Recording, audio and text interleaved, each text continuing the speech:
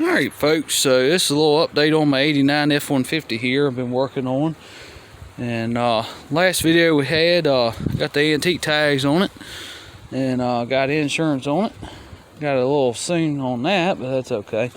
But we got the bed off of it, and I'll just use my old cherry picker and got that off. And then I went ahead and we're cleaning our frame up here. We're going to address a bunch of issues going on.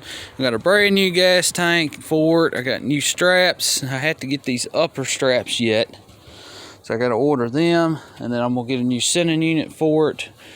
And then we're going to do away with this vented right here. I believe the new tank doesn't have that, so I'm going to do away with that. We'll have to run a vented cap. I can't remember if it does or it doesn't. I think on my 78, I think that's what I'm thinking of, it actually doesn't.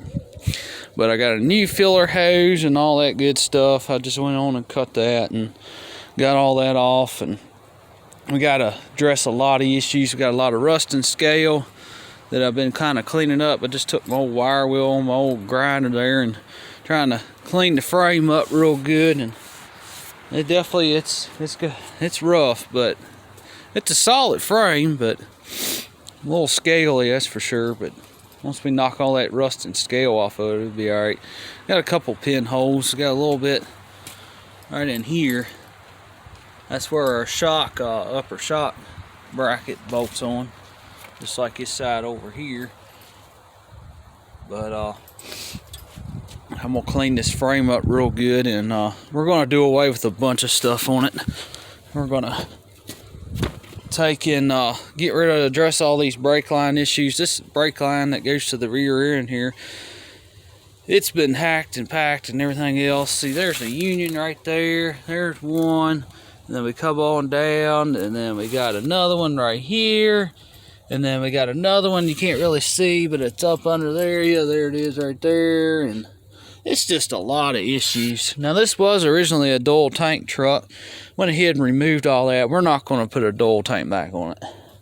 I want to do that on my 78 eventually, but I'm not going to do it on this truck. This truck we're going to build just for cruising around and just have, you know, a little beefed up 351. I was going to put a 302 in here, but we're going to put a 351 in here. So it'll be there's a video series on how to go from a 306 cylinder to a 302. This will apply the same way. It's the same mounts, but I'm gonna go with the 351 Windsor on this. But got a lot of products going on here, but just try to clean the frame up real good. And I'm gonna eventually I'll replace all these leaf springs and obviously our shocks and all that. But we're gonna do away with all this ABS stuff. This is our ABS sensor.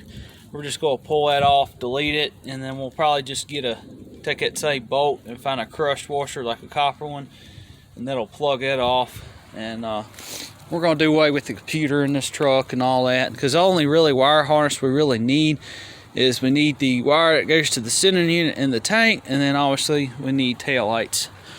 But other than that, you know, that's it. This truck has a rear sway bar too. I think it's kind of cool. But you know, one of my pet peeves is we're going to take and try and address all this stuff. You know, we don't want to take and put the bed back on it and let everything ride like that. Now's the time to address everything. We're going to run on new brake lines. We're going to get rid of all these fuel lines here, because we're not going to use any of that. We're going to bend. I'm going to just, you know, we're converting this whole thing back to old school. We're doing away with all that fuel injection stuff. I'm going to run a whole new front to rear brake line. Actually, I'm going to replace all the brake lines.